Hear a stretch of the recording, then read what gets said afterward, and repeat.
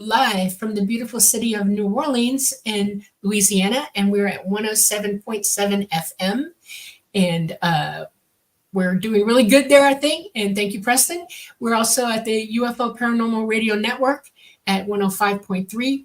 And the first one was the United Public Radio Network. We're having a good day here.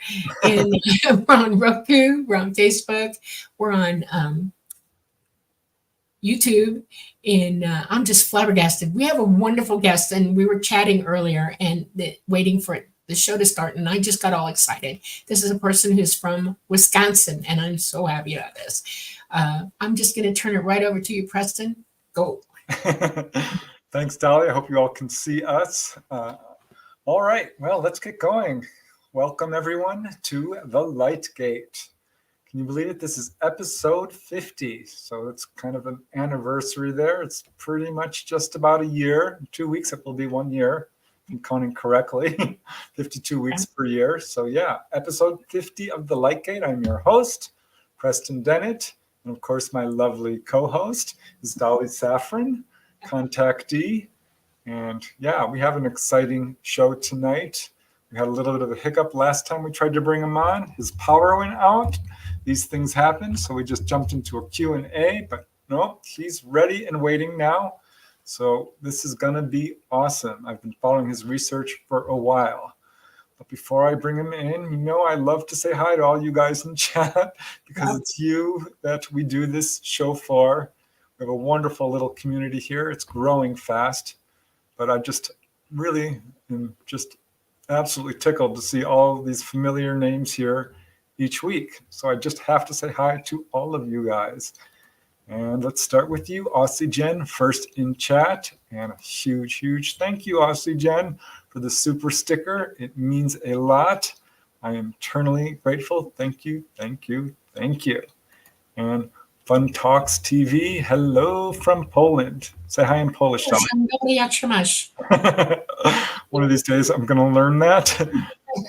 But I covered a Polish case recently on my YouTube channel. I hope you got a chance to see that. Cases taking place from all over the world. And who else do we have here? Niba Koku. I can't read that. Hej from Sevrij. No, hey, from Sverige. Hey, do Hello, Louise from New Jersey. Hope you're doing well. And W. Decker. We're definitely going to have a great show, even better now that you're here. And thank you for the super chat. And hello, Mary R. And who else do we got here? Thirsty. Always nice to see you here, Thirsty. And Louise. Oh, my goodness. Thank you, Louise. Very, very kind of you. And just absolutely wonderful. Thank you so much. We have Janice Conant. Happy Solstice Day. Hope some of you got to see the eclipse. Right. Pretty cool. I didn't get to see it in its totality, but I have seen a total solar eclipse twice before. And it was really cool even to see it partially. So who else do we got here? Namaste. Namaste, namaste. Thank you. You are truly generous. You guys just warm my heart each and every week. And Heidi Hansen, wow, you are just beyond generous. I mean, that is amazing. Love you. Oh my gosh. Oh my gosh. We love you so much. Not only for the super chat, but for staying all the way up to 3:02 a.m. I can barely do that. So thank you, Heidi. We're going to have a great show. Make you proud, I hope. Catherine Fourfeathers, hello. And Crazy Horse, hope you're doing well. Oh, gosh, you guys, so many of you here. Olivia, hope all is well. And Allison Carr and Jenny Lynn and Linda Catlett. And, oh, my goodness, Terry, thank you so much. You. Don't know what we did, Dolly, in a past life to deserve so much love from people. But thank you.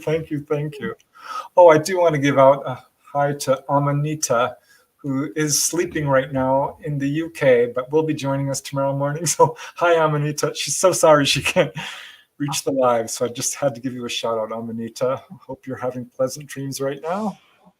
Who else do we have? Anjay and Pogo Joe. and Ruth Kleiber. Boy, our audience is growing so fast. That is really cool. Me, Mike, Lightgate is awesome. I hope so. Thank you, thank you, thank you. One Our Wedding, greetings from Columbia, South Carolina. Colombia. ¿Cómo estás? Suqua 29K. Yeah. Thank you for joining us. Goodness gracious.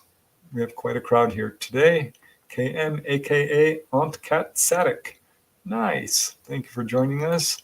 John P. Adventures and Octopus with No Friends. I'm very glad you made it too. And oh my goodness, Suqua 29K, a super sticker. Thank you so much. Gosh, that is just incredibly generous of all you guys. But I could say hi to you forever. Some of you are still dropping in. So hello to Kelly. Oh, you saw the total eclipse. Awesome. Awesome. Yeah. And Cherie and Jagan Thompson and Dimitri Bert. Okay, I'm going to get in trouble if I don't start now because our guest has a lot to share. He's been in this field for a very long time. I've followed his research. I've really benefited from him. He's very highly respected. There's not a whole lot of researchers out there I truly respect, and I do our guest. I think he's awesome, and his name is Donald Schmitt. Donald R. Schmitt. He is the author and founder of the International UFO Museum and Research Center in Roswell. If you ever get a chance to visit that, that's the first place you want to go. It's one of the best museums out there. He's also the former co-director of the J. Allen Center for UFO Studies, CUFOS, a really good UFO organization. So yeah, we are very happy to welcome researcher and author Donald R. Schmitt. He's an author, a journalist, a lecturer, and as I said, former co-director of CUFOS and the museum in Roswell, which aims to preserve any material or media related to Roswell and to be a source for information on UFO incidents globally. It's funny, the millionth visitor there was someone who had the last name Dennett. No relation to me, but I thought, oh, wow, that was a cool coincidence. Just a quick tangent there. At any rate, during Donald's time at CUFOS, he served 10 years as the Director of Special Investigations, and along with Thomas J. Carey, he also co-authored the books Witness to Roswell, The Children of Roswell, which you can see here, and Inside the Real Area 51, all of which, by the way, became bestsellers. He's the North American representative at the International Coalition for Extraterrestrial Research and co-producer for the Phenomenon movie. Oh, wow, that's awesome. He has appeared on pretty much all the major radio shows and podcasts, including, of course, Coast to Coast. You may have seen him at numerous conventions. He's quite active on the lecture circuit. So it is a true, honest-to-God treat and honor to have him joining us tonight on the Light Gate. I'm now going to bring you on, Donald. And here I am. Hi. Welcome.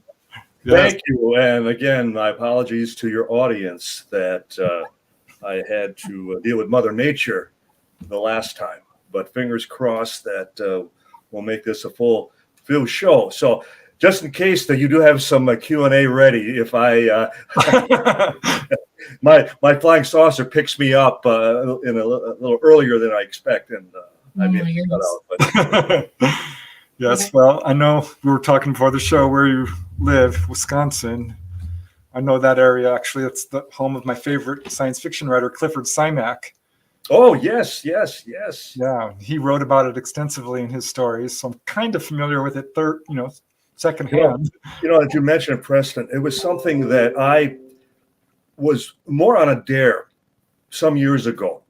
The idea that, you attend all these UFO conferences and you're essentially preaching to the choir.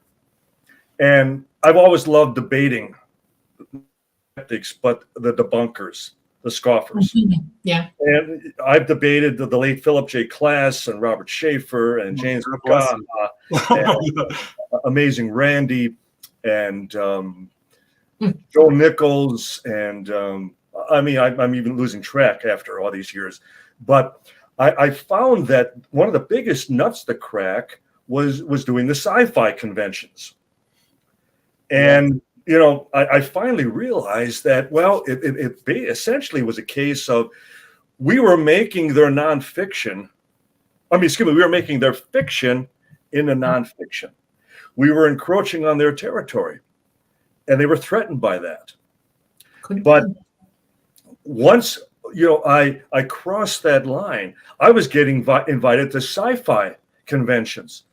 I went 5 years. I was a VIP at Dragon Con, which is the second largest, sci-fi convention in the world. I lived in Atlanta. I was there every year. I lived in Atlanta. No kidding. I've done the Comic Cons. I've done WindyCon. Yeah. I've done, just all these wonderful, sci-fi conventions. I did 2 years on the road with William Shatner, where I would do an hour on Roswell, and then he would do, his hour. It would just be like a 2-man show. And quick story, if we have a moment. Yeah. We had just done, William Shatner and I had just done the Lubbock Coliseum in Lubbock, Texas. And we had to catch a plane to do the San Antonio Theater that evening. So from Lubbock, we flew to Dallas, and then we're racing through Dallas International. And it's the producer, Rick Starnes, myself, and Shatner. And he's got this huge leather garment bag over his shoulder, which was as big as a saddle, a horse's saddle. Mm-hmm. And he's wearing these little granny sunglasses. And everyone is doing double takes, because not only are we hastily, maneuvering between, all the traffic through the airport, but they're all recognizing him. So we just make it to the gate in time. Well, we land, and we're being chauffeured to the theater. And I'm in the back seat with Bill, and he would always say, "Call me Bill, call me Bill." That's how he was with me. And that's how he still is with everybody. And we're pulling up to the theater, and we're observing that the sidewalks, both sides of the street, are lined with people. And he's pointing it out to me. He's going, Don, look at that. We have a sellout. We sold out the theater. And I look out my window from the back seat of the limo, and there on the marquee of the Alamo Dome, "Tonight only, the Rolling Stones." And I'm like, Bill. And he looks at, oh no, we're doomed. He wouldn't come out of the green room. He thought, there was no way we were going to compete with the Rolling Stones. Right. So all at once, Starnes, the producer, bursts in through the door, and he goes, "We got a sellout, 2,500 people." And Bill, he stands right up, and he goes, "I knew it. I never had any doubt." So the show begins. I'm up on stage, and out of the corner of my eye, I see sitting at the end of the first row, the front row, just beaming up at me, so proud, was Bill Shatner. There he was. Okay. So we finished the show that evening. We're backstage. A stagehand comes running up to us. Mr. Shatner, where were you? We were trying to find you." "Well, I was out in the audience. I was listening to Don." "Well, you never guess who was backstage wanting to meet you?" "Well, who? The mayor?" "No, Mick Jagger." So while Shatner was in the front row listening to my talk, the curtain behind me, Jagger was pacing back and forth right behind me as they were trying to find Bill Shatner.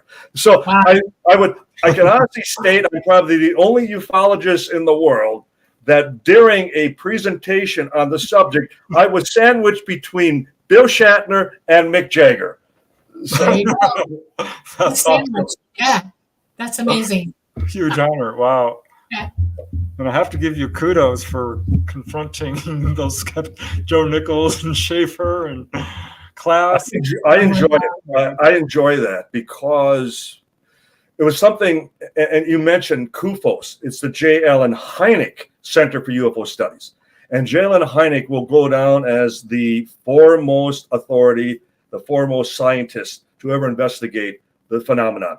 20 years with Project Blue Book, and for all the additional consultation he did with the Air Force, and the movie Close Encounters of the Third Kind, the Spielberg movie, that was also Hynek's movie, and then the founding of the Center for UFO Studies in Chicago.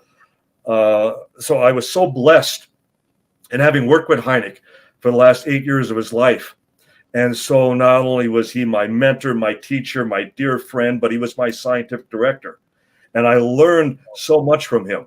And one of the things that he drilled into us, and I was one of his special investigators as well, but what he always taught us was, when it's your research, don't ever allow anyone to take it from you.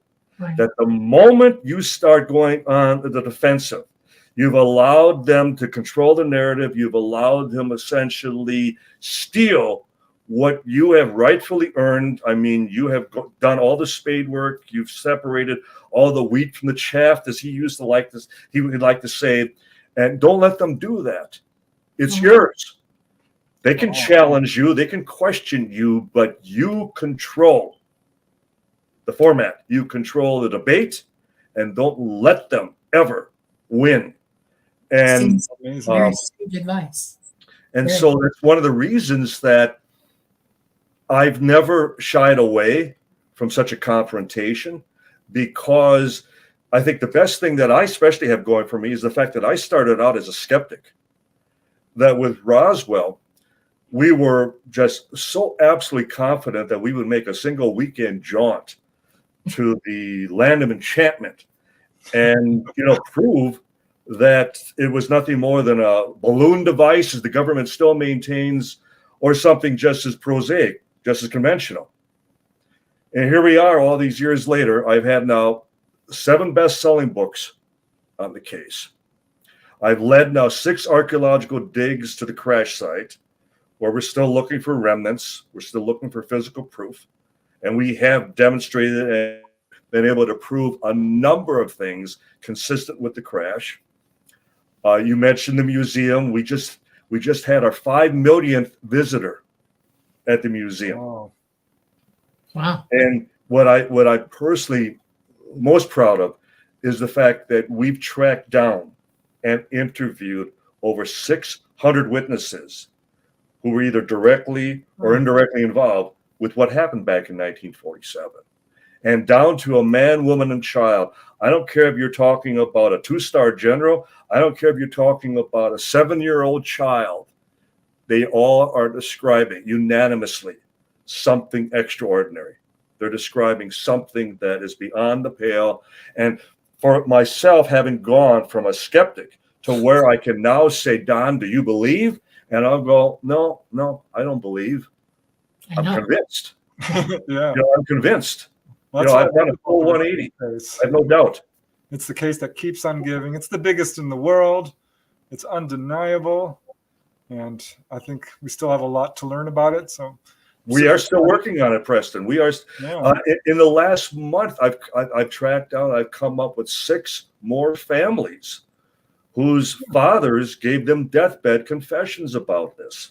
Wow. Oh my gosh, that gives me chills. And so we're now approaching 40 deathbed testimonies, admissible in a court of law. The judicial system has determined that these are physical evidence that people do not lie on their deathbeds.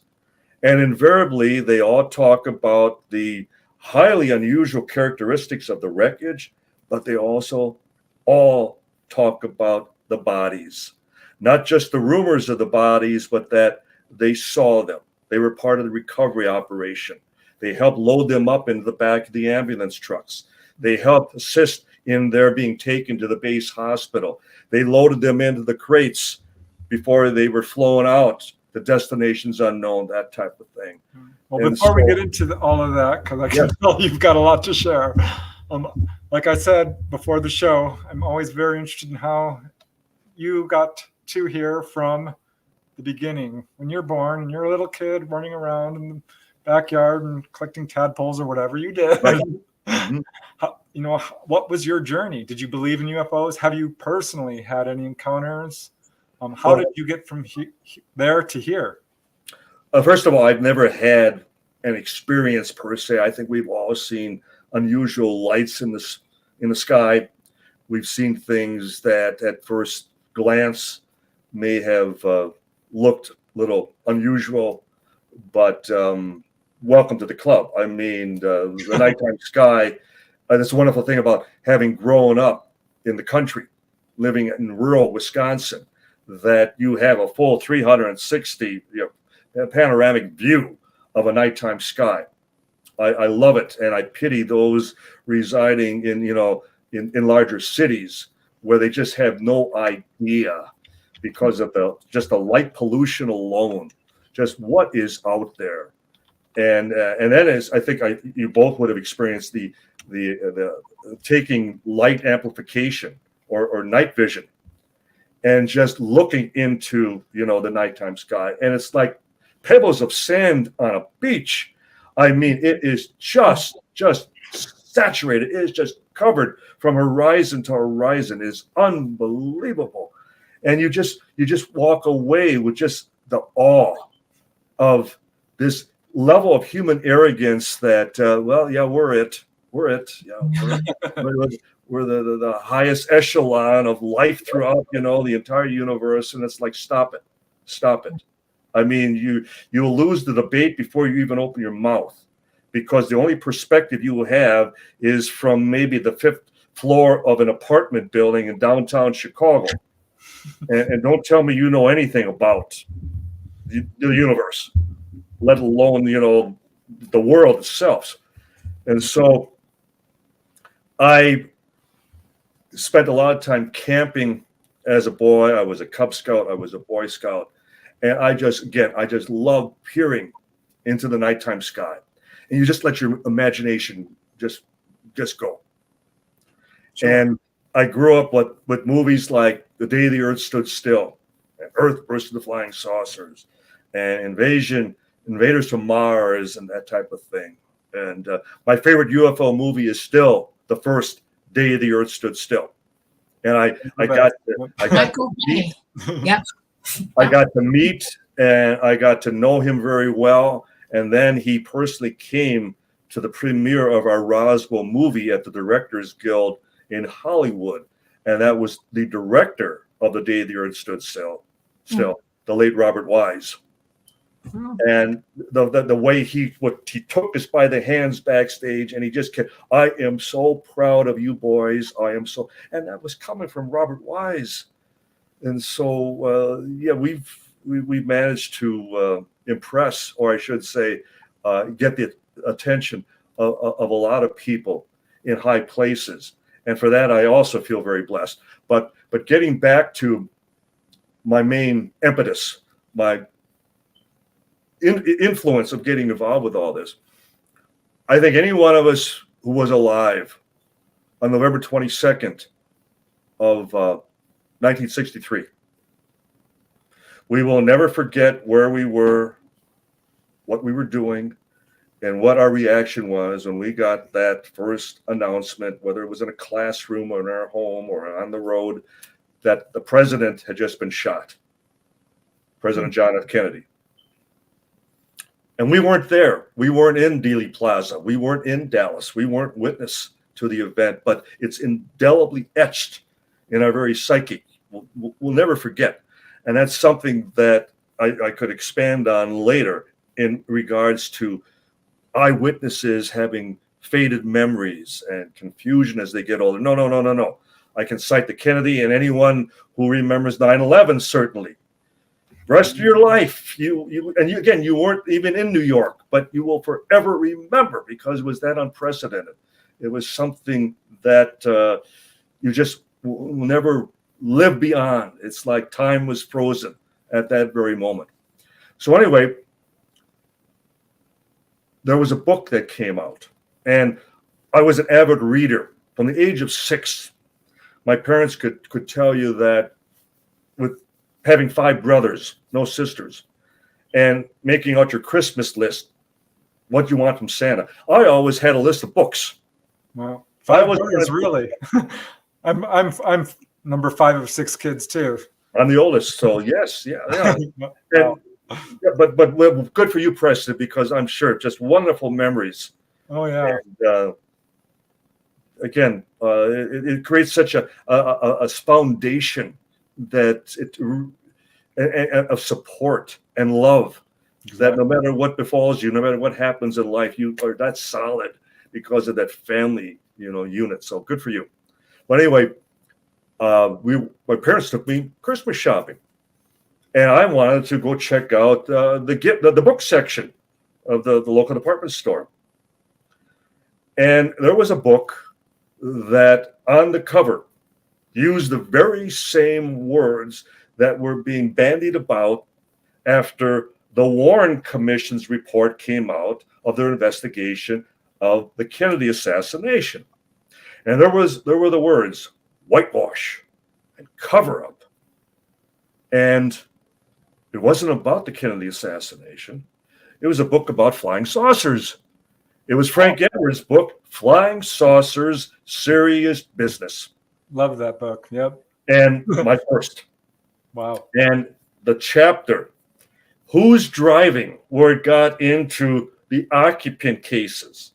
And my second book was Coral and Jim Lorenzen's book, Flying Saucer Occupants. Which is, and then being up at Pelican Lake in northern Wisconsin, Dolly. Pelican Lake, oh my God. And That's reading where my father that had his book first encounter. out on the pier Okay. after dark with a flashlight. Yeah. Yeah. And it just, I was hooked. I was hooked forever because it was like the late Princely Lepore's book, The Flying Saucer Story. And in his opening introduction was, Welcome to the Flying Saucer Story, the greatest story of all time. Yeah. Wow. Now, I would say the greatest story in the last 1,000 years, in the millennium. Yeah. But nonetheless, it's like, how can people ignore this? How can the media not be totally captivated by the idea that we're talking about the biggest story of the millennium? Wow. And so you were pretty young when you started reading about this. Wow. Uh-huh. That's amazing. And I've never looked back. I got away with murder through high school because I was doing term papers and I was getting up in speech class and I was able to give a talk on UFOs without so much as a note card because I already knew the cases. I knew this. And then from there, I was corresponding with people working in the field, and they assisted me in becoming involved. And I would then get into investigative training through college with the Area Phenomena Research Organization. And what helped was the fact that the founders, who I really originally mentioned as the authors of that second book, Flying Saucer Occupants, that I had read, were Coral and Jim Lorenzen, and they were originally from Door County, Wisconsin, which is where APRO was originally founded. Yeah. So they took me under their wing in that regard. Wow. And I was being assigned as even a field trainee cases, and Dr. Jalen Hynek happened to come across one of my case reports. And so I'm graduating from college, and Hynek invites me to his home in Evanston, Illinois. And there he was head of the astronomy department at Northwestern. And I sat down with him, and he told me right to my face that I'm very impressed with your work, Don. And how would you like to work with us? And one thing leading to another, and then there was a handful of us that actually would become his special investigators. We were his boys, as he would call us. My boys. Do you remember your first case, just out of curiosity? Yes, it was a case in Cedarburg, Wisconsin. Huh. And it was involved a family, a mother and her two children. And it was near the overpass of Highway 43, late at night.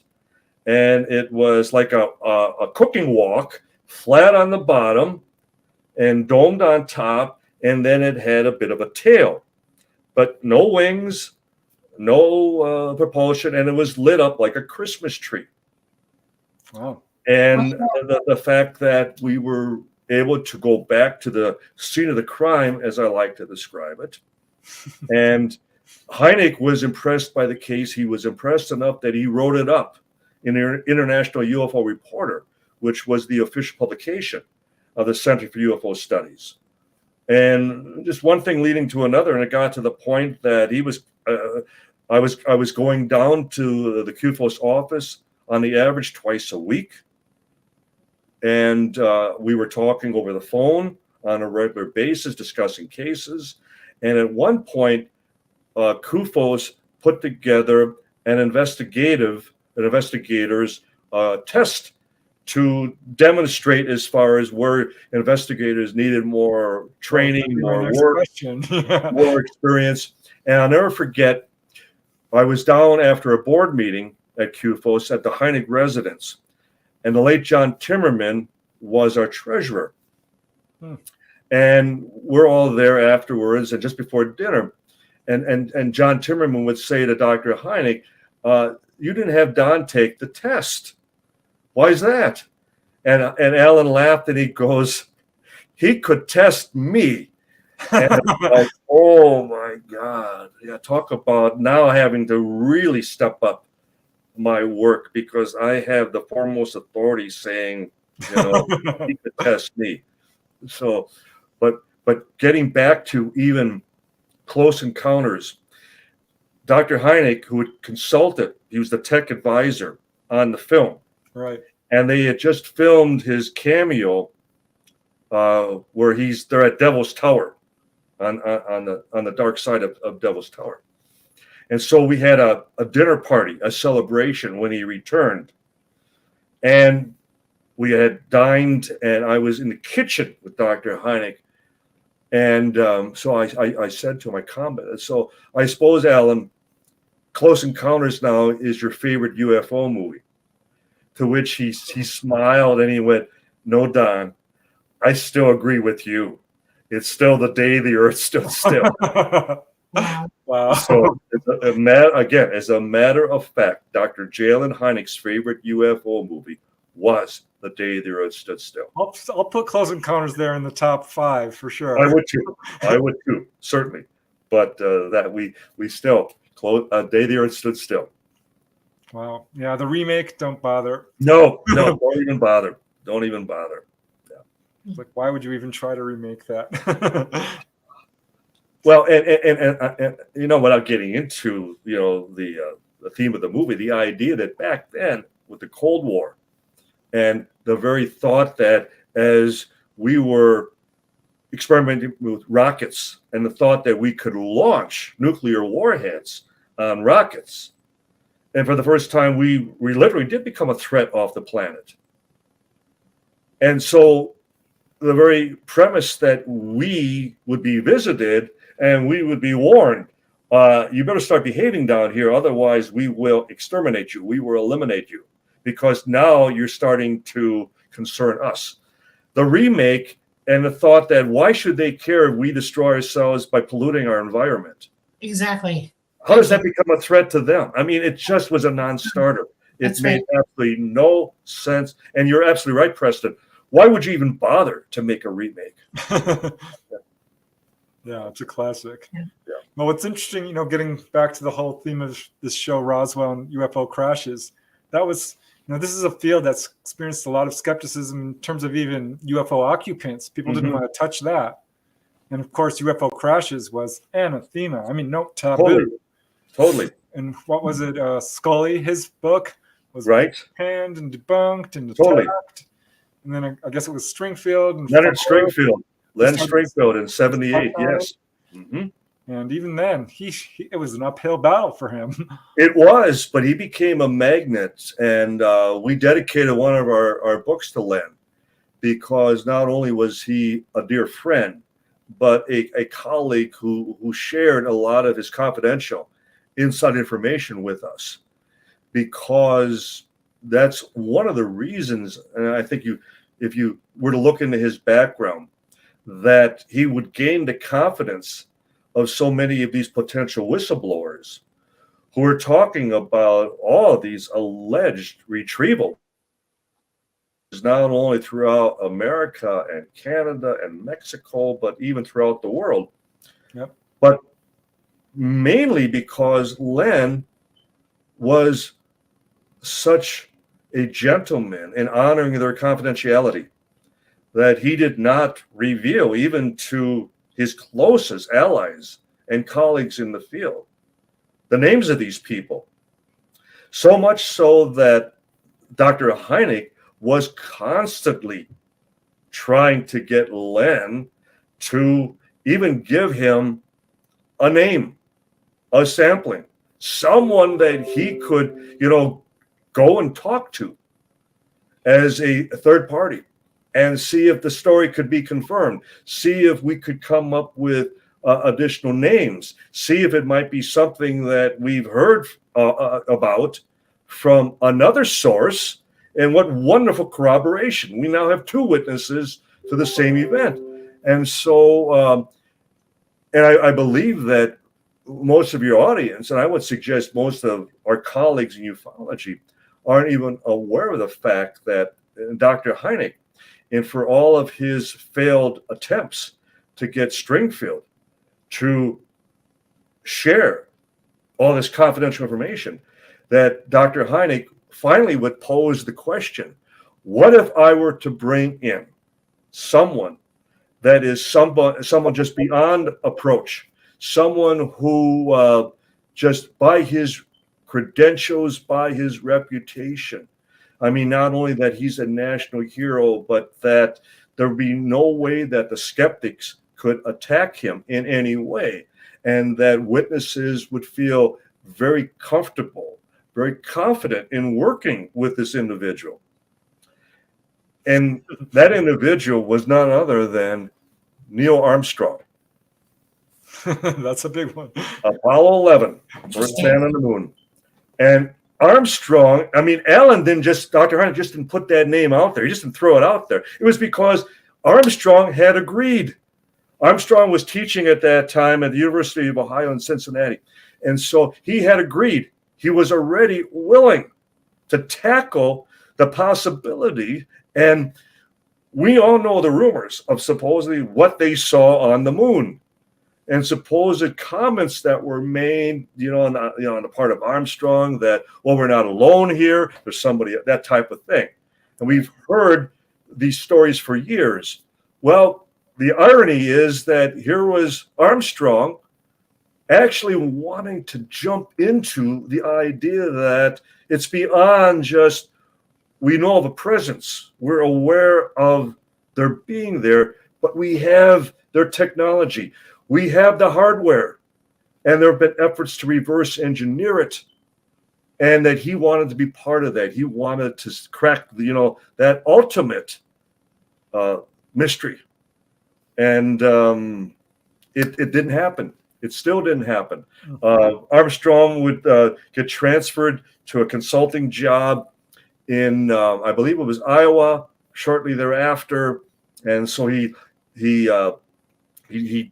jumped into that new occupation with both feet, and it was a wasted opportunity. But I would have been part of that, and we'll never see anything like that again, I'm afraid.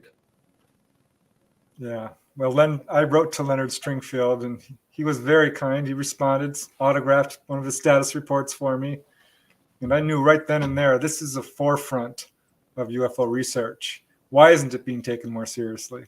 Because when I got involved in this field in '86, I'm a relative latecomer. And even back then, there weren't a whole lot of books out there. I found the Lorenzens, of course, and Fowler and Edwards. And you're absolutely right, Preston. There were times, and as a young boy, and as I described, that I was always scoping out the bookstores. Mom and Dad would take me shopping. It's like, you got to take me to Walden Books. You got to take me as far as to Dalton Books, whatever it was called back then, that type of thing. Yeah. And there were years that you could not find a UFO / flying saucer book on the shelves. There was, that roller coaster where the interest would just ebb and flow, and at times it was at rock bottom until someone would break through with, once again, something that would raise the story to the next level. And that's where, like, as we got more and more into missing time and abduction scenarios, that type of thing. And especially like with Len, as far as with the whole idea that there have been crashes, there have been crash recoveries, there have been retrieval operations, and Roswell again being the granddaddy of them all. Yeah, there was of course the little thin book, the first one on Roswell by Moore, Charles Berlitz and William Moore, correct? Yeah. Roswell Incident, which was basically thanks to Friedman, right? Stan Right. Friedman. Stan did most of the research on that book, and Berlitz did most of the writing, if not all the writing. But it really did not even attract. And Kevin Randall, who I was working with at that time, neither one of us had even read the book. And when we made our first trip down to New Mexico in February of 1989, we had to go find copies of the book, for no other reason than it provided us with a roadmap. It provided a lot of names. I believe that there were 92 witnesses described at that time, and a good many of them still alive. So we could follow in their footsteps. We could re-interview these people. And but I can honestly state to both of you, after we had finished that trip, it was like, we can't get back down there fast enough.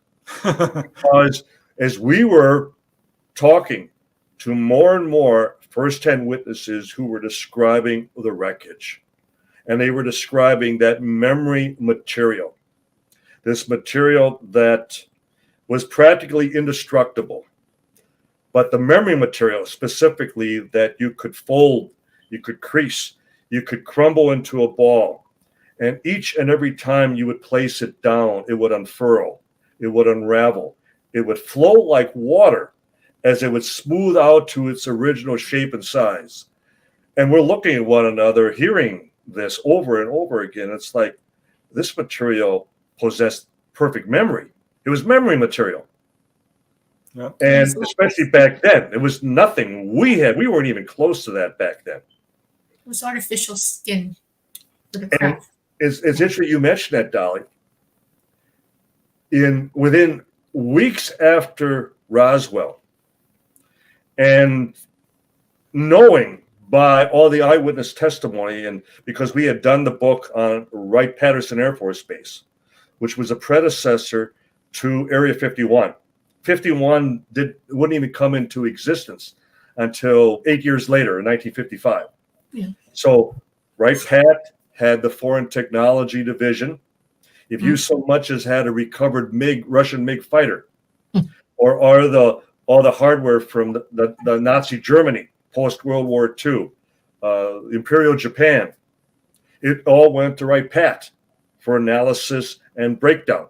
Let's see if they've advanced the technology to any degree, and is it anything that we can glean any knowledge from? Well, wouldn't you know it, that you had the crash of a craft of unknown origin, and it too, the wreckage, the remains of the craft, all went to Wright-Pat in Dayton, Ohio. And so within weeks after the incident, Wright-Pat contracts Battelle Institute, one of the major national laboratories in the world at that time. It's just down the road from Dayton. It's in Columbus, Ohio. And the assignment for the project was the creation of self-healing metal. So when you mention skin, Right. Yeah. self-healing, yeah. So that they would have used that term. And the reason I'm using that term is because we managed to get a copy of the second progress report on the project, which came out in 1949. Well, we're still trying to get a copy of the first one that came out in 1948, a year after they started the project. Yeah. But there it is. It is spelled out. Self-healing metal. What else are they talking about? So Right. I think we all reach a stage in our lives. We reach an age where we no longer believe in coincidence. Right. We realize that, a lot of things are connecting dots. Right. You're cognitive enough to connect the dots. That's right. Correct. Well, I know you've got volumes of information, but for those who haven't heard of Roswell and have clearly been living under a rock, if they haven't, can you give us a quick rundown of what? Sure. Well, I always start by just giving a little background of even the people involved and New Mexico. And very often, especially when I lecture on college campus, I will pose the question, especially if the faculty are present. I'll ask, now, where was the first atomic bomb detonated? And you'll be amazed at how often, the learned professors will, of course, Japan. Well, how about 2 hours west of Roswell? Trinity Site, July of 1945. I mean, that's what the Oppenheimer movie was all about last year. And I couldn't recommend the movie more highly. And I was correct when I said, when I saw it, this has Oscar written all over it, and it did. It was Picture of the Year. So I highly, as a matter of historic fact, go see the movie. But so you had the first detonation of an atomic bomb in New Mexico. And then you had ongoing atomic research at Los Alamos, New Mexico. And then you had all the testing of the recovered German V-2 rockets post-World War II at the White Sands Proving Grounds in Alamogordo, New Mexico. And then at Roswell, you had just south of town, the Roswell Army Airfield, the first atomic bomb squadron in the world. They were the elite within the military at that time, where they hand-selected the best officers, the best pilots, crew, doctors, nurses, all stationed at that one base in July of 1947. In fact, the two B-29 bombers, which had ended World War II, had dropped the two atomic bombs, Little Boy and Fat Man, which were the Enola Gay and Boxcar. They were hangared at Roswell. So they were right there. So the irony, again, that this all happened essentially all within one region, one area. So I had mentioned Project Blue Book in regards to Dr. Hynek, which was the most famous of the three official Air Force investigations of the UFO phenomenon.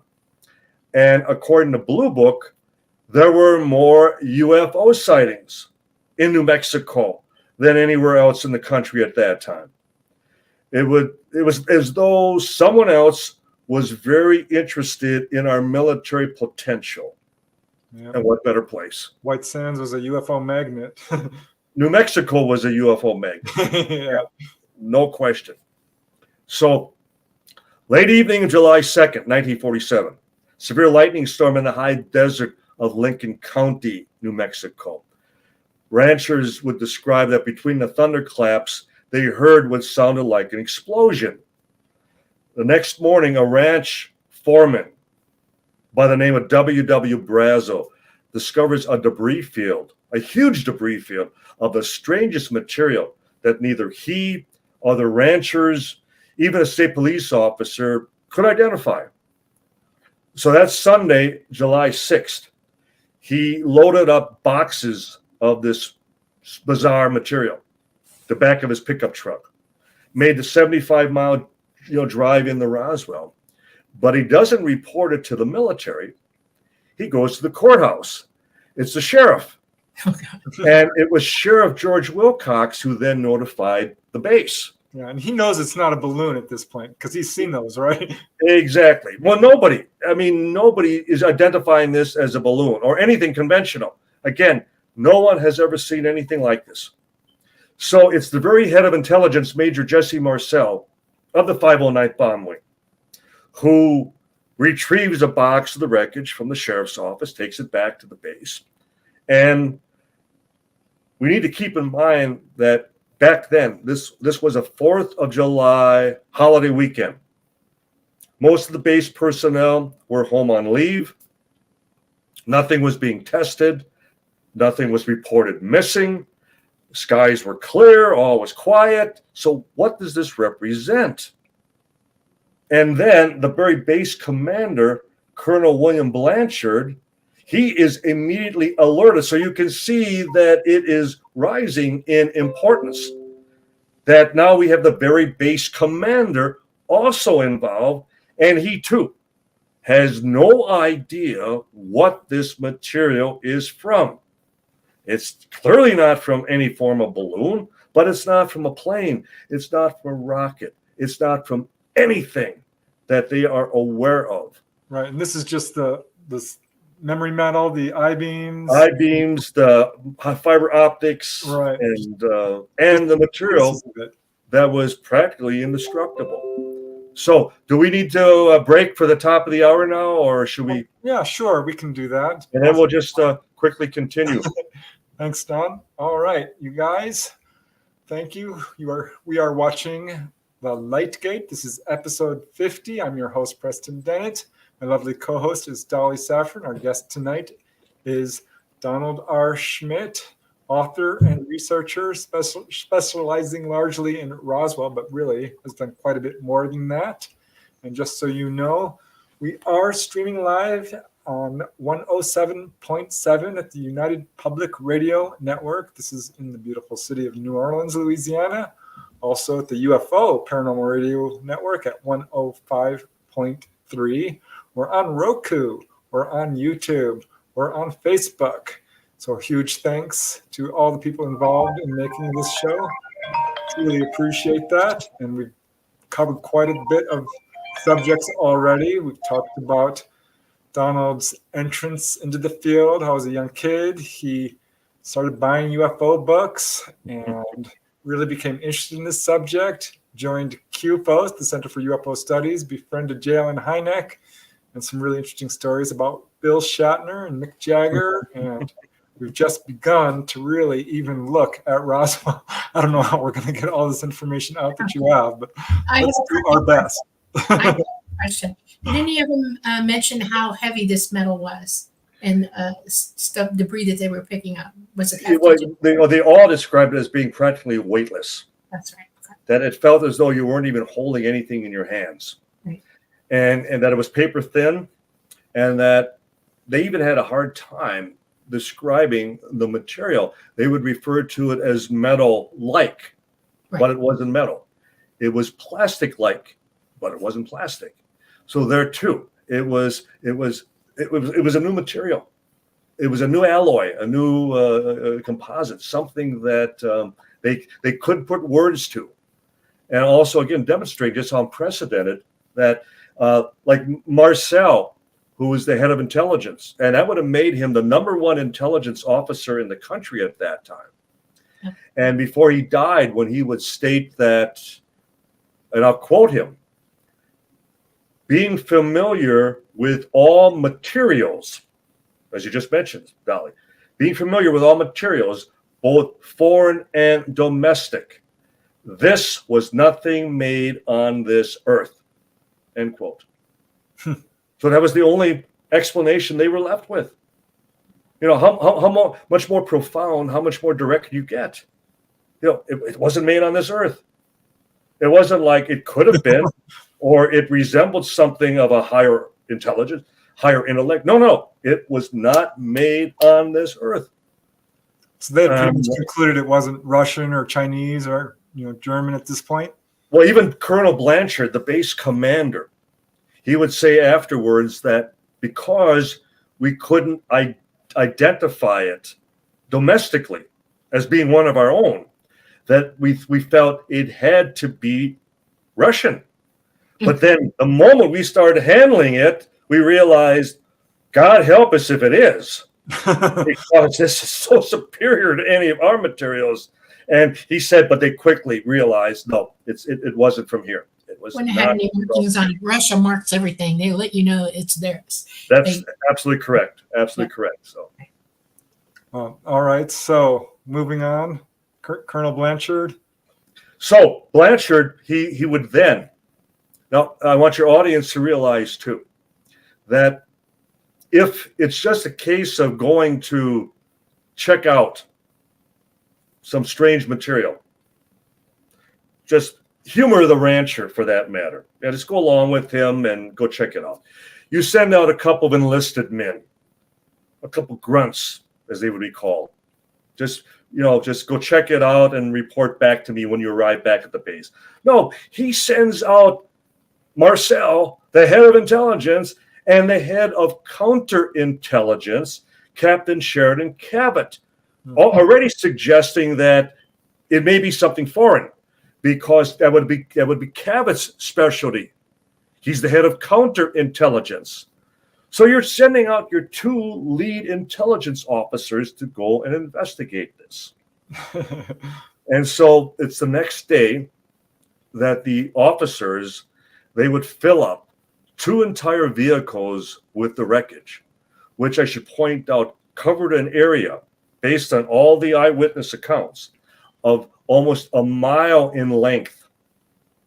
That the wreckage covered that vast an area. Which a mogul balloon can't do, by the way. No, a mogul balloon is about 600 feet. That's It takes an object to break up like that and at speeds big enough for them to travel the distance. So when you look at it, you can almost estimate how fast it was coming in, how it came the first time, and then bam, bam, bam, bam, bam, all the way down the line. One of the things that Marcel quickly described was that when they first arrived at the debris field, and the way the material, the pattern, the way it was fanned out from an upper pinnacle from the northwest to the southeast, and then extending, as I'd mentioned, almost a mile, that it was clearly a mid-air explosion. That whether it was struck by lightning, and we have verified the weather, the severe weather at that very evening. Would you like to know why? Through the Stallion Weather Network service. And that precisely between 11:30 that evening, that off of the southern Capitan Mountains, that a severe storm came off of that mountain ridge. And because it's high desert, the lightning strikes the ground because of the elevation. Socorro is one of the lightning capitals of the United States. Exactly, just to the west. Right. And I've been witness to the fact that as we have just raced to get out of there when some of these storms have just come up within a half an hour, and to see the lightning strike on the hillsides around you. And due to the drought conditions, the entire, hill just immediately engulfed in flames, and speeding up even faster just for your lives, trying to get away as you quickly could. So Dolly, what you were jumping in there? What do you think made it crash? Would you like to know the physical anomaly that caused that crash? And this is well-documented science, so let's just put it out there. From the ET as well? I mean, it's happening now also. Our magnetosphere started going down in 1859. Okay, we had the Carrington event, and our poles were in the beginning of a change at that time, and our magnetosphere is in bad situation with that because we lose cohesion with it as it progresses, and it progresses rapidly. It was slowly at first, and it's exponentially getting worse right now. Our sun is in circuit, electromagnetic circuit with the planet. Storms can come up from that circuit. If the sun expresses a solar hole in it, and you get the stream of energy coming from it, or a CME, or even just an explosion on the sun, it all goes to Earth. If it's Earth facing, it'll hit us. The Earth absorbs that energy, and then it circuits back up. Roswell, New Mexico is one of those places where it's easily charged to the sun. It's one of the focal points of charging to the sun. It is a release point, in other words. What hit that craft was the charge coming back up, not lightning coming down. It was ground to ceiling energy, lightning coming up. A craft can take lightning hitting it any day of the week, but it's the electromagnetic field guideline that moved suddenly, left it without cohesion, and then the ground to ceiling energy burst. And it's 10 times more than a lightning strike down. It can blow anything at that point. Hit it, and it went down. That's what did it. I love this, Dolly, because most people are not aware of the fact that lightning in a bad storm can also come from the ground up. Right, it's charging from the ground. Yes. Yeah. And so it's something that we have also looked into. But just to add another element, I had the good fortune of interviewing a former radar specialist with the CIA, and he was an electronics engineer. And he had suggested to me, and we were aware of this, that radar was in its infancy at that time. Right. And White Sands had the most sophisticated radar facility in the world. Right. And mainly because of not only Trinity, but because of all the rocket testing that they were conducting post-World War II. So they were able to track both incoming and outgoing. Right. All other facilities at that time were only able to track incoming aircraft. Right. Now, because there were no regulations on the frequencies, the power that was being transmitted by these radar systems. Right. They were crazy.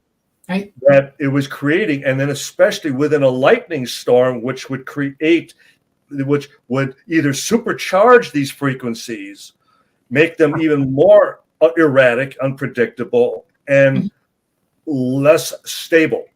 And because we had a facility, as I mentioned, in White Sands, you had radar in Roswell, you had radar in Cannon, as far as at another base to the northeast of Roswell. You had another radar facility in Albuquerque at Kirtland. You had another facility in Vaughan, 93 miles northwest of Roswell, and then just north of White Sands, in conjunction with all the rocket testing, just south of Socorro, which you had mentioned, Preston, there was another facility. Now, these are radar lobes that are projected that from, and then directly straight up. But as we've often heard described, that planes would try to fly under the radar. Well, it was just a matter of flying under those radar lobes, okay? But anyway, they would intersect that from all these different facilities. And where did they happen to all intersect? Right. In Lincoln County, exactly where the crash took place. Yeah. And so one could... Okay, I want you to consider one more thing, okay? Because I know exactly what you're talking about. This is where the idea for scalar weaponry came from, by the way. This is a fact that did happen, but it would have lightning from the ground up would have punched them down to nothing. It would have hurt them, okay? And you have no proof whatsoever, and you need to try to get it, I'm telling you so, of how many of those radars got hit at the same time that happened to that crash. We don't, but you're correct, yes. Okay, if you did have that information, you would find out that it put them out. It put them out because a ground up would have knocked them all out. And it has happened then and since. That's one of the vulnerabilities of those radar. They can't Faraday them at all. And anything ground up will get rid of them. You also have to understand that those craft have the ability to EMP any electrical activity below that, right? And it would have been on, and they would have been monitoring that. So when I tell you that the electromagnetic field line moved because that punch of energy came up and it slewed over, they lost control, they lost their environment, and it went right through them. There were two, by the way. There was that one and another one. And I wanted to ask you about that as well. There was another one, and that one was not as badly damaged as that one. It was a little bit further out, and it didn't take the full brunt of that energy burst. But I would love for the government to cough up that information, because any scientist, any physicist, anybody who has any idea how this all works, that's the first question in their mind. If you're going to blame a scalar event on something, tell me whether those radars were on and functioning or not, and why. See what I'm saying? And they've never mentioned it. They don't talk about it, and there's a reason why, because they weren't working. And Dolly, I'm glad you used the word Faraday, as we hear more and more in regards to the, just the chance of an EMP attack. Right. that it would neutralize our electric grid. Your entire grid. That's right. Grid. And And it can knock them out temporarily as well and let them come back. It just depends on the power. A Faraday, system would protect, would support, as far as they're coming up as far as with conductive materials that you could put over your car in the event, and at least your car would run after, such a situation. Certain type of plastics can become a Faraday cage. If you use plastic, then electronic reworking where the energy is going to go to. Yeah, you can Faraday that way, but it's not permanent. It depends on the size of the impulse.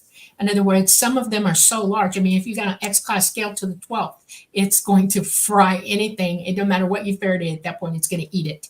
And that's one of the things that they don't tell people either, that they know this for a fact. And that's why they've gone so deep underground, because they're trying to figure it out. Yeah. How can a UFO possibly crash if they're so advanced? Everything breaks. I can tell you, there's boo-boos everywhere. And there's no civilization in this universe that doesn't have a bad day. That's a fact. Yeah. And it speaks of the nuts and bolts, the idea that something that is manufactured, something that is assembled, it can be disassembled. Correct. And whether, just not being caught in a situation, as I had described, that those storms would come up so quickly. Yep. And that they were unable to, flee the area before something catastrophic took place. That's right. And it was catastrophic by the extent of the debris, the fact that there were even a number of bodies that were located 2.5 miles from the debris field, suggesting that they had either been sucked out by the percussion of the explosion or the decompression. We don't know, but that there was a cabin, a pod, that still continued on for another 25, 27 miles before impacting 35 miles north of Roswell. And that's where 2 additional bodies and a survivor. That pod. Yeah, the driver of the pod would have been in that pod. So do you think there were 2 craft? Did you have evidence of that? We have spent more time in the Socorro area, west of Socorro, Magdalena, Datto, Horse Springs. For every rumor, every talk of something happening out on the plains of St. Augustine, as the Moore Berlitz book had suggested back in 1980. And what we have been able to determine is that there was a plane crash that happened in the summer of 1945. It was a transport plane, and that wreckage was scattered for a mile. Bodies were scattered throughout the area. The area was cordoned off. There was an extensive recovery operation that took place. And then tying that in with the fact that each and every time there was a scheduled rocket launch from White Sands, they would evacuate all the ranchers through that area, and they would put them up in a motel in Socorro. With no explanation as to what was going on, because it was all top secret. And then we had also discovered, because the asphalt was still all crushed and in mounds at the site, that there was also a radar facility just south of Socorro. And so the military was constantly coming in and out of that area. And so that all fueled that legend, that idea that there was a crash. Why was the military, constantly coming in to the region? Why was there such a recovery operation involving the military, that type of thing? And we have never been able to come up with a solid witness to suggest that anything beyond that plane crash has taken place out in that region. So how much credence do you place on, was it Jim and Trudy Ragsdale or Barney Barnett?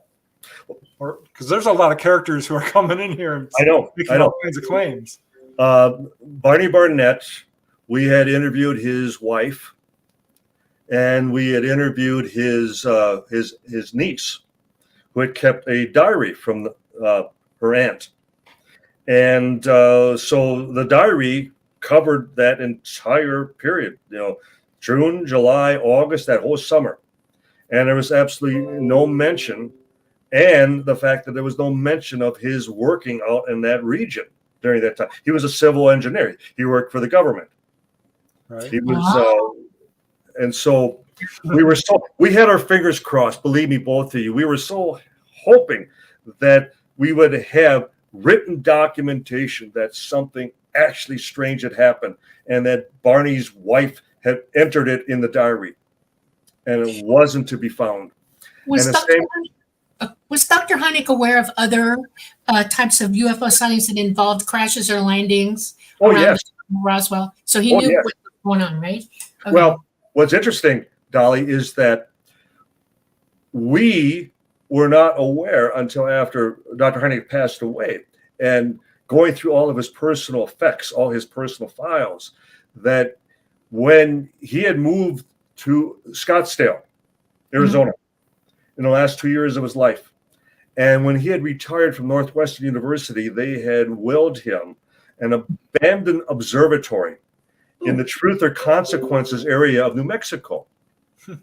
Well, once he had moved to Scottsdale, it was he and a former student by the name of Elaine Hendry that they would go over and they would, work on, refurbishing and see if they could bring, that abandoned building back up to operation. What we were not aware of was the fact that he was going on further east. He was going into Lincoln County. He was going into Corona.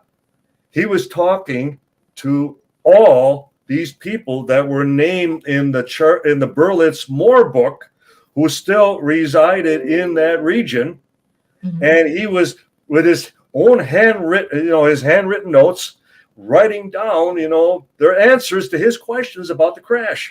And at the top of the page, this needs to be investigated, that type of thing. So there was Dr. Jalen Heineck posthumously telling us, go get him. Investigate this. Finish what I had started. And, so in many ways, we are finishing what Jalen Heineck had started. Good. But he was clearly looking into Roswell. Yeah. We have documents that prove that beyond a shadow of a doubt. So what about the memo where they said, okay, we found it. And they told the world and then they pulled it back. Right. God, if they had not pulled it back, what a different world we'd be living in. Well, I mean, the fact that on July 8th, Tuesday, July 8th of 1947, the Roswell Army Airfield put out a press release stating that they had captured a flying saucer. I mean, they just flatly stated.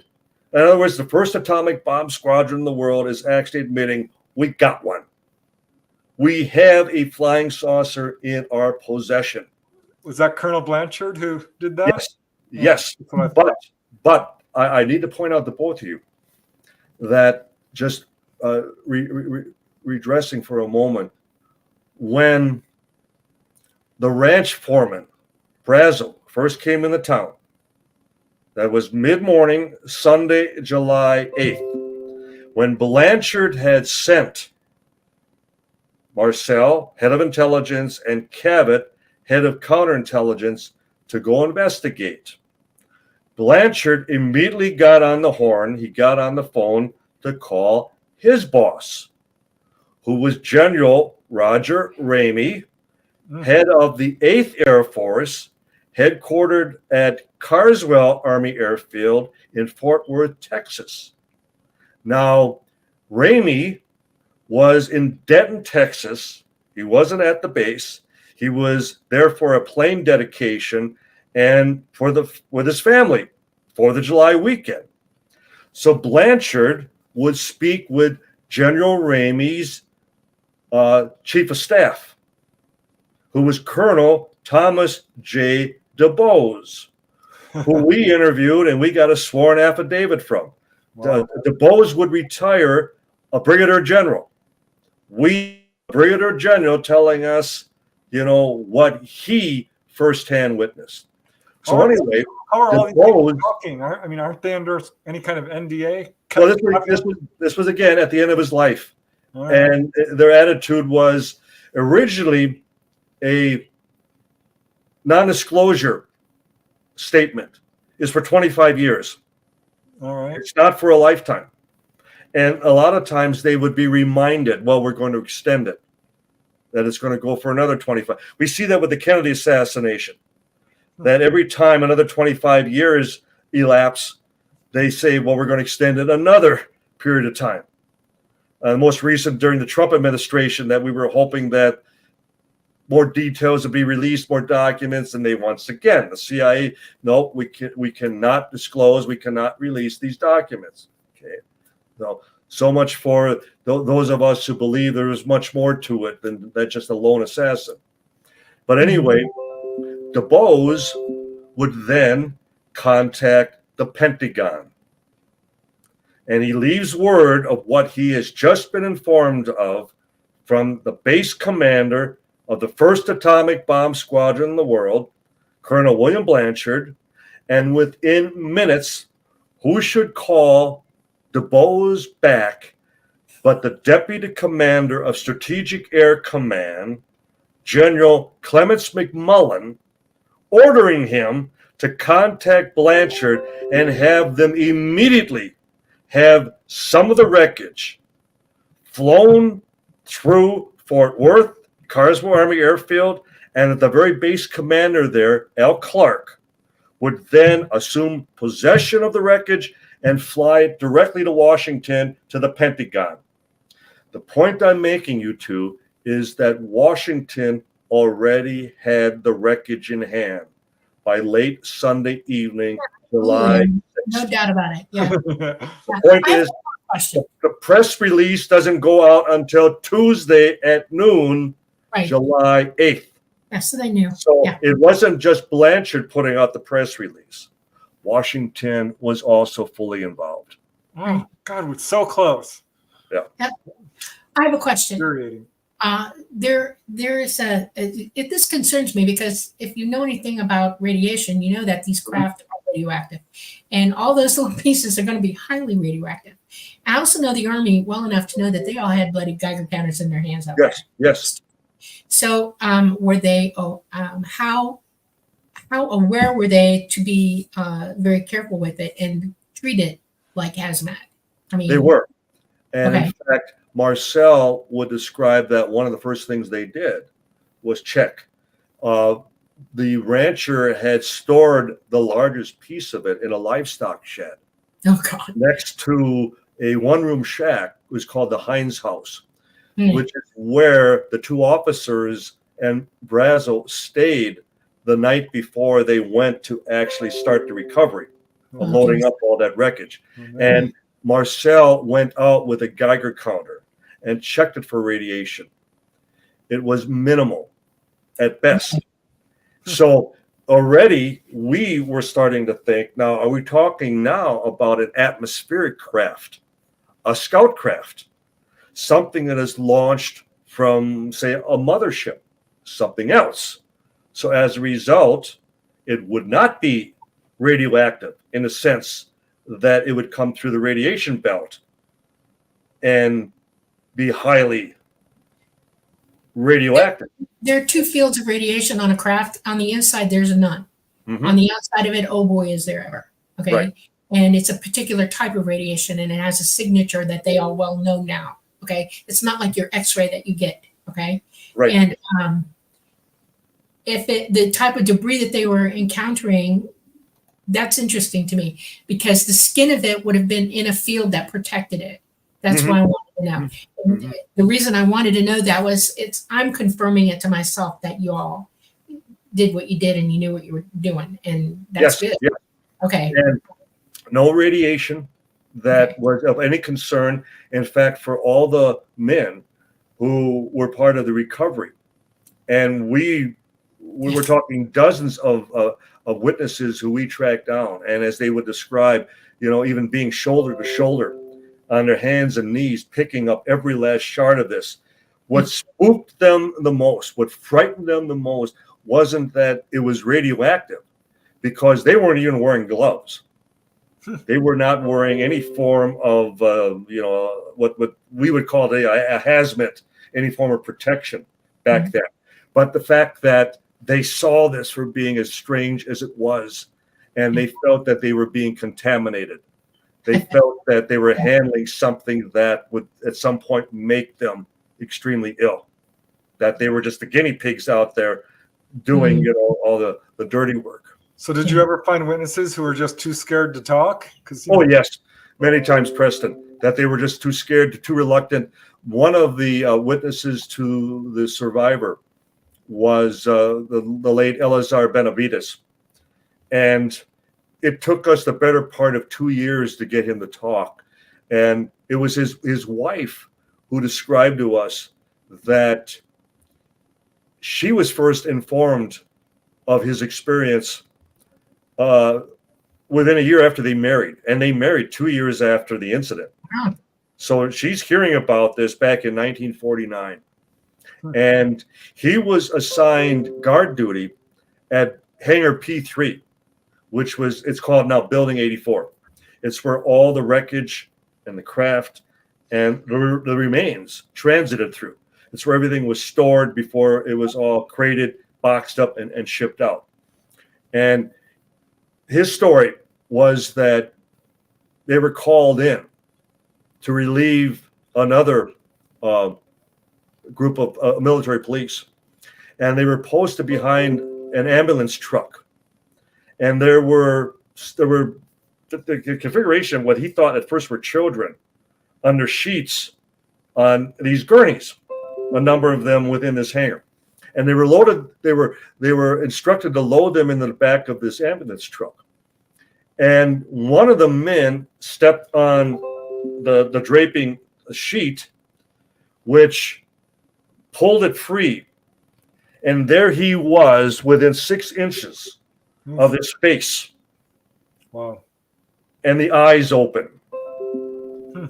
And he is staring eye to eye as far as with this, as he called it, this species.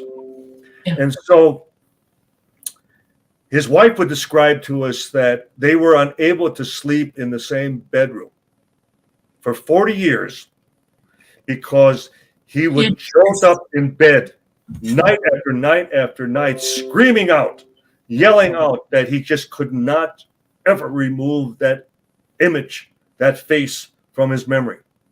Wow. And so Man. she was pleading with us, is there anything you can do to relieve him of that anxiety, of that fear, of that mental anguish, that type of thing? And we will never forget the first time that he opened up and he wept like a child. I mean, he just, in his hands, and the tears running between his fingers, and he just cried and cried and cried, and he just, you won't believe what I saw. You won't believe what I saw. And he described what I just mentioned. Man, oh man. And so, how do you call these people liars? How do you, and it's not like he was writing a book. It's not like he wouldn't even allow us to use his real name. We had to use a pseudonym when we first told the story. Tom is asking, was this filmed? All audio taped. Oh, all right. Because we have videotaped where we have been able to. Benavides would allow us to videotape in interviews thereafter, so we do have him on film. But we have always respected, again, the confidentiality of the witnesses because we've always been looking for the information, not anything that would intrude or invade or violate their privacy. That's right. Yeah. And realizing too that, as you had mentioned, Preston, that these men were all sworn to secrecy. Very often, am I going to get in trouble if I talk to you? Am I going to lose my pension, my benefits if I talk to you guys? And what was so amusing is that in September of 1994, when it was Colonel Richard Weaver, who I know personally, I know very well. And they came out with the third official explanation on Roswell, and that being Project Mogul, which you had mentioned earlier. Same type of balloon, same materials, but that it was part of a Russian spy program with an acoustic listening device. The thought being that when the Soviets were to detonate their first atomic bomb, which they would in August of 1949, that we would pick up the shock wave in the upper atmosphere. Well, the project failed miserably. Mogul did not detect the first Soviet bomb. It failed. But nonetheless, that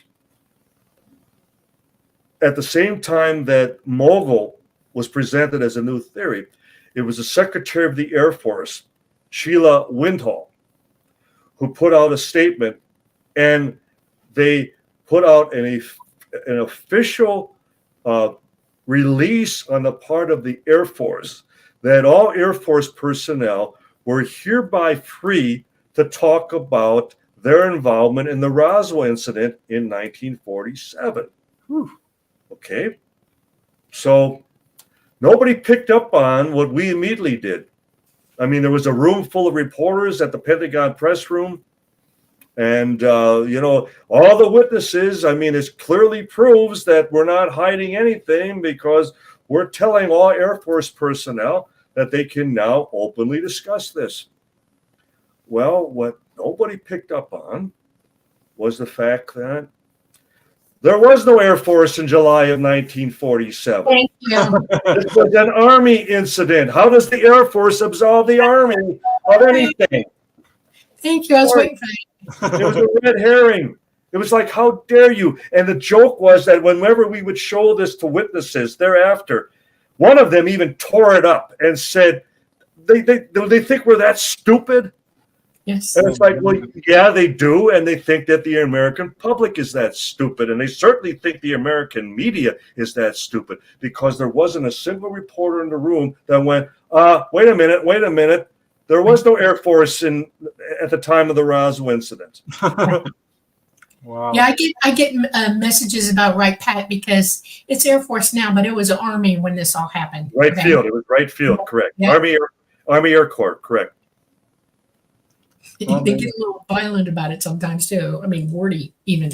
It's like, no. But there's a clear distinction. That's the point. That Roswell Army Airfield in July of 47, Wright Field in July of 47. It was in January of 48 when they were able to switch off and they could stay either with the Army or now become part of the new United States Air Force. Wright Field became Wright-Patterson Air Force Base. Roswell Army Airfield became Walker Air Force Base. So, but again, it's a matter of historic record. Right. Just knowing your history. Oh, can we pop up a few questions from chat before it gets please. too late? Because Mike is asking, can you elaborate on why Marcel would have been the top intelligence officer? Well, because the 509th, because it was a composite unit where they selected the first people to be in charge of the atomic bomb.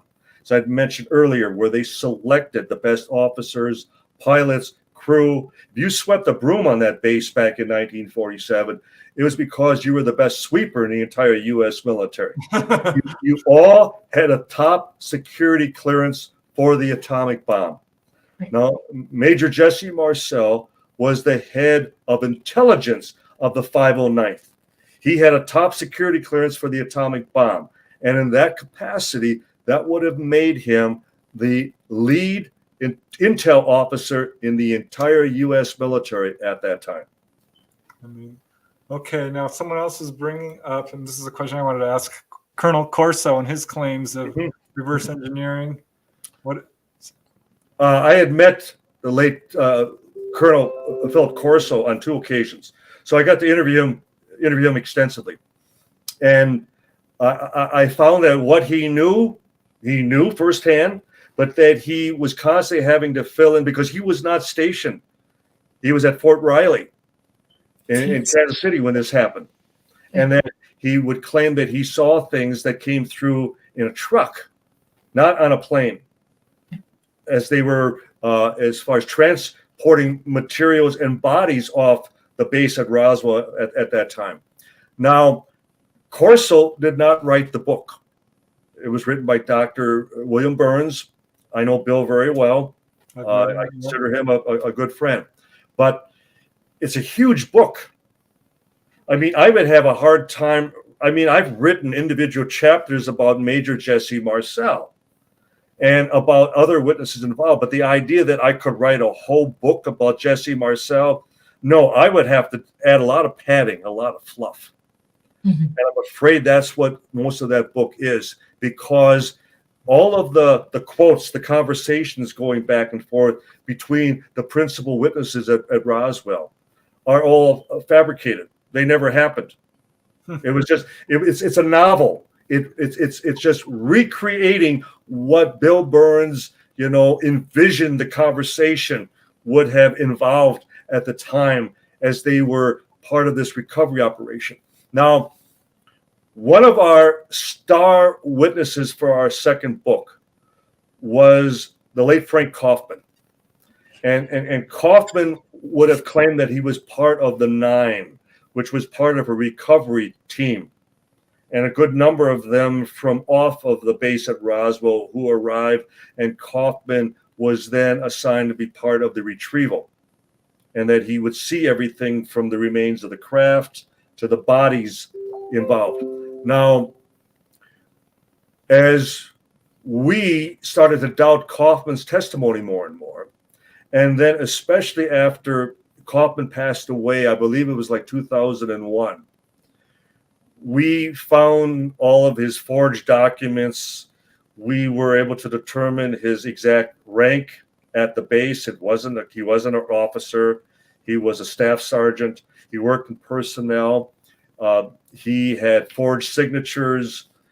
We had to totally discount him as a witness of any sort.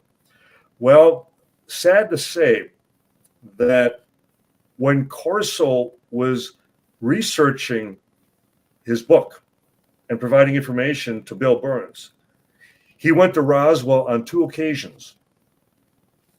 And one of the tip-offs was, if you were to go back and read the Corso first chapter, his recounting the overview of Roswell, his story of Roswell, it's 100% Frank Kaufman. No wonder, because I'd read that first chapter. I'm like, this is off. I mean, there's something. 100%. And then you two, when we learned that who did Corso stay with on his 2 visits to Roswell, he stayed at the home of Frank Kaufman. And so, how sad, because Corso, if not for that, and if he could have just stuck to his story and nothing more, and it could have been just a good corroborative chapter in one of our books. Right. But there's any truth to his claims of the fiber optics and Kevlar and night vision and integrated circuits. But we had already described that in our first book, that we had first-hand witnesses at Battelle and Hughes Aircraft and Rand and Los Alamos and Bureau that were already describing their attempts at reverse engineering. That's why I'm able to describe the eyewitnesses, describing how it was like microfilament fishing line. Yeah. Was amongst, the other wreckage. And you could hold a light up to it, and the light would emit out the opposing end. Well, they're describing fiber optics. And yet fiber optics wouldn't become, developed until 23 years later, around 1970. And then it was Kaufman who described night vision. It was Kaufman who would describe as far as the micro circuitry and microchips and that. And so where did Corso get that? Did he get it from Kaufman, or was it something that he was firsthand aware of? It was a deliberate disinformation trying to muddy the waters. But I would never accuse Corso of that. It was nothing deliberate. I mean, Kaufman. But Kaufman it was. And it's a book I still intend on doing, because I have all of Kaufman's files. And the point being that Kaufman was an artist. He had beautiful landscape paintings throughout his home, and he did sketches of the bodies, and there too, they looked too human. He described them as being taller than the typical grays that we have always, heard of. And he was the first one to describe that the ship wasn't disc shaped, it wasn't egg shaped, that it was more like of a bat wing, that it was more like the heel of a shoe, that type of thing. So again, you're absolutely correct, Preston, that this doesn't jive. This isn't what all the other witnesses have described. Well, I once had the opportunity to talk to Stanton Friedman, because there was that guy, Lawrence, who put out a book, Alien Interview, about Matilda O'Donnell. Oh, He dismissed it instantly. but that's a novel, and I've talked to the author, and he immediately conceded that the interview, as far as with the alien, that is totally fabricated. That but it reads. I mean, he present even that cover. You'd swear you were reading, a factual account, an actual account from an eyewitness. I will say it was interesting, but I Oh, had a lot of questions about it. But no, we quickly, when we heard the book was coming out, it's like, well, you're talking to this nurse. How come you're not talking to us? We'd like to know who this nurse is. It's like, sorry, Don, she doesn't exist. It's just the composite of all your nurses that you interviewed. So, Wow. There's a lot of that goes on, not just in the area that your witnesses and stuff, but it's exploded out into the general population of ufology, and it's amazing the misinformation that's out but there. isn't that but Dolly, isn't that the nature? Like you would take something like Graceland with Elvis, right? And how commercialized it's become. Well, we could even go beyond that, like even the Holy Land, right? That I mean, it's just nothing but commercialization. But it doesn't deny the event.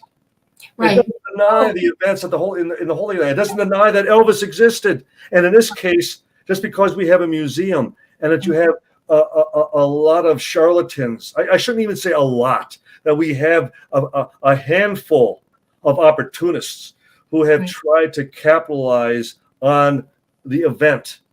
Right. The bottom line is, to all of us, that press release, the fact that the United States government / United States Army Air Corps announced they'd captured a flying saucer. As far as I'm concerned, they started it. Yes, they did. They put out the press release. 100%. The witnesses didn't. We didn't. It's not like we wrote a book and we're out to prove this happened. But it's like, no. You started it. And you tried to retract it 5 hours later. And little did you know that the Major Marcells and the Colonel Joseph Briley's and the General Thomas DuBose and the Lieutenant Colonel Walter Hott and Lieutenant Colonel, as far as Edwin Easley and Lieutenant Colonel Patrick Saunders, they would all say otherwise. They would all say the first press release was the correct one. Yep. So Didn't Hott say at some point, because he didn't, I don't believe he said it initially, but that he actually did see bodies as well? Yes. He wrote, well, he didn't write, because we worked with attorneys. Just like when attorneys will write a final statement for someone like before being executed. And they'll write out for posthumous release, the truth, once and for all. That's why they're called deathbed confessions. And so Walter, we tried for the better part of 20 years to get him to open up. He would give us little tidbits. He would, one time I was sitting with Walter and we were just socializing. And all at once I just said to him, Walter, because he would call Colonel Blanchard, who was like an uncle to him. They had served for years together from, the first testing of the atomic bomb and then thereafter. And so Walter fully expected to go all the way to Washington and reach general rank. He fully thought he was going to retire, a one-star general. Yeah. So he always called Colonel Blanchard the old man. The old man. Yeah, in total respect, the old man. And I'm sitting there with Walter, and I say, Walter, how tall did the old man tell you the bodies were? And his hand shoots out from where he's sitting, just above shoulder height. And it's like he was acknowledging my question and the fact that Blanchard had told him something to that effect.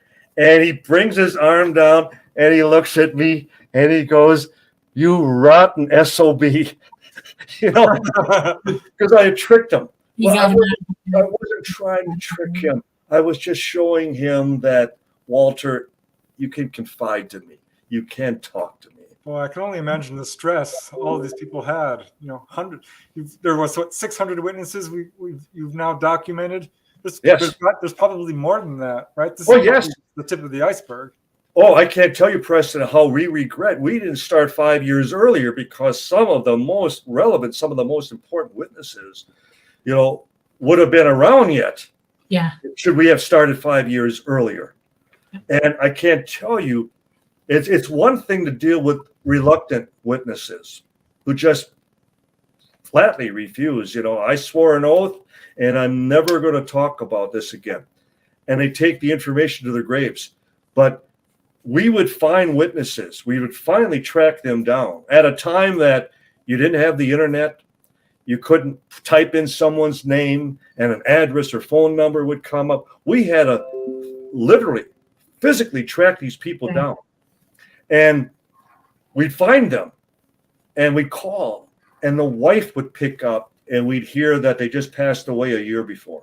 Oh, we had one occasion that the wife picks up the phone and she's just returning from the funeral. Oh my goodness. It's like the information is gone forever. Whatever they possessed. It's just by far, as an investigator, the most frustrating of all experiences, because you go through all that effort and they have it just all dashed against the rocks and it's gone. Well, we've got about 10 minutes left, so I do want to take the opportunity to pop up your books and let you say a word about each of them if you'd like before we get too far. You're showing, and we love doing this book, this specific book, because as we were talking more and more to the actual eyewitnesses, we were often hearing what effect, what level of fear and intimidation this created for their families, their spouses, their children. For those who can't see, this is the Children of Roswell. And so we early learned that these people also had stories to tell. Yeah. These people were threatened. The parents were told, "We will kill your children if you ever talk about this again." Yep, absolutely. They still operate that way for a lot of stuff that goes on now. Yep. Yes. The children would be taken aside in the separate rooms. And one, for example, was the daughter of one of the firemen, one of the crew chiefs at the Roswell Fire Department. Frankie Rowe? Is that what you're talking Frankie about? Rowe. Yeah. And how it was First Lieutenant Arthur Philbin. So all 6'4" of him, 250 pounds, and a big booming voice, and catching her and her sister Dottie in their bedroom, and with a baton as he kept slamming it into his hand. And if you ever say a word about what you saw or what you heard, we will take you out into the desert and they will never find you again. That type of thing. So we provided them with a chance to finally tell their side of the event. And none of them are describing a balloon. They're all saying that this was something extraordinary and that they too corroborate everything and more that their parents, their fathers, their mothers would describe. Here is inside Wright-Patterson. Yes, so in other words, this was the true Area 51, as I had mentioned earlier. 51 didn't even exist in 1947. So as everything was being transferred away from Roswell, you had people on the other end.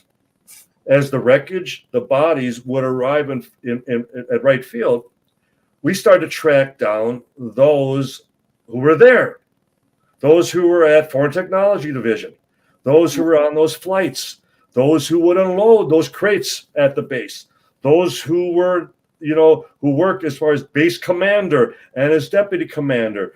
We got the former base commander at Wright Field, who was at Foreign Technology, General Arthur Exxon, to describe to us that when the wreckage came in, again, they thought, just like Colonel Blanchard, that the materials had to be Russian because it clearly wasn't of any American design. But then after it was all thoroughly tested, tensile strength, compression, under electronic microscope, even back then, that as Exxon would describe to us, that their conclusion was unanimous, that these materials had to be from outer space. They were not made here on this planet. So we're just going, we're following as far as the chain of command. We're following the trail of the evidence. So here's a book that I had authored alone, Cover Up at Roswell, which specifically deals with how they dealt with the military personnel involved, how they dealt with the civilians involved, how they dealt with the media, how they dealt as far as with the media throughout the state, how they dealt with the politicians in Washington, how they dealt as far as with personnel at the Pentagon. In other words, how did they cover this up? How and what extreme measures did they take from all these different levels, these different perspectives of involvement? And you will see that, my God, all of this over a weather balloon? No, absolutely not. It doesn't make zero sense. Yeah, what I love about this case is, I mean, you've tracked it from the people who saw it coming down, saw it on radar, right? People who picked up the wreckage, people who guarded it, people who drove it to the base, people. Every single aspect of this case, you guys have, I mean, it's amazing that anyone can still deny that this took place. I know. And even in this book, this was the 75th anniversary edition of our Witness to Roswell book, which was the #1 selling UFO book in the world for 2.5 years. And the fact that we allow the witnesses to tell their accounts, their side of the story. In other words, we're not even asking them questions. You just tell us what you remember. How were you involved? What did you see? What did you hold in your very hands? And what convinced you? At what point were you convinced that you were dealing with something special? Something that this time in your life, just in your twilight years, that you're still saying, as one of them did to us, it's the first thing I think about when I get up in the morning, and it's the last thing I think about when I go to bed at night. Is this the same as the other book? Yeah, this was the first edition of the Wright Pat book. So then the Wright Pat book was the expanded edition. Now, this is the ultimate cold case closed. So this was our day in court, where we present this with our opening arguments, and then all of our evidentiary, and then all of our best eyewitness testimonies regarding the wreckage, the bodies, the survivor, just all the activity suggesting something major had happened. And then our final closing statements. And then basically stating at the very end, as far as we're concerned, we are demonstrating beyond any shadow of a doubt that this happened, that it's case closed, and that now the onus is on the United States government to prove otherwise. Was this a press conference or was this before Congress? Well, no, this was a hypothetical that should we had such an opportunity. And if just imagine if we would have had an opportunity to have all our witnesses testify before Congress. And the sad irony in the fact that now we have congressional hearings at the very time that our final first-hand witnesses have passed on. Well, we're just about out of time. We've got 1 minute for you to say, anything you'd like to talk about in terms of upcoming events or what you're working on now. Well, I'm working on. I have another book due by August. It's entitled a tentative United States Government versus Roswell, where I am going to demonstrate in each chapter violations of civil rights, violations of due process, violations of their First Amendment rights. And then I have 3 attorneys that are going to cite chapter and verse of where the United States government broke the law time and time again with the Roswell incident. And then I even have a retired judge who will write my foreword. So now the skeptics are going to have to deal with the judicial system. And now it's not no longer just eyewitness testimony. It's they broke the law time and time again in covering up a mogul weather balloon. No, sorry. We're going to have you back on. Taking it to another level. Us to come back on. We got to unpack this some more. And I'm saying like maybe next month or May. Sure. May or June. Okay. Or I'm 2. gonna put it down. All right. Thank you very, very much, Donald. Thank you for coming. It was a quick 2 hours. So. Yes, it always is. Never fails. Y'all are listening to The Lightgate. We hope your Monday has been awesome. I hope this show helped it be that way.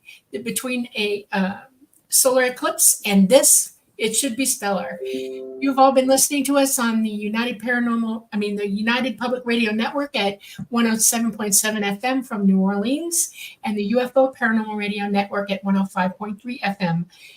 I just thank you all so much. We're going to get you to come back, Donald. We're pinning you down. You're going to stay on with us for a minute. We love y'all. Y'all have a great week. Namaste. And be thinking of questions you can ask him the next time. Did you read the call signs, Dolly? Yeah. Yes. Oh, okay. Yes, I did. All right. Love y'all. Bye. Bye, guys. Thanks, Don. Yeah,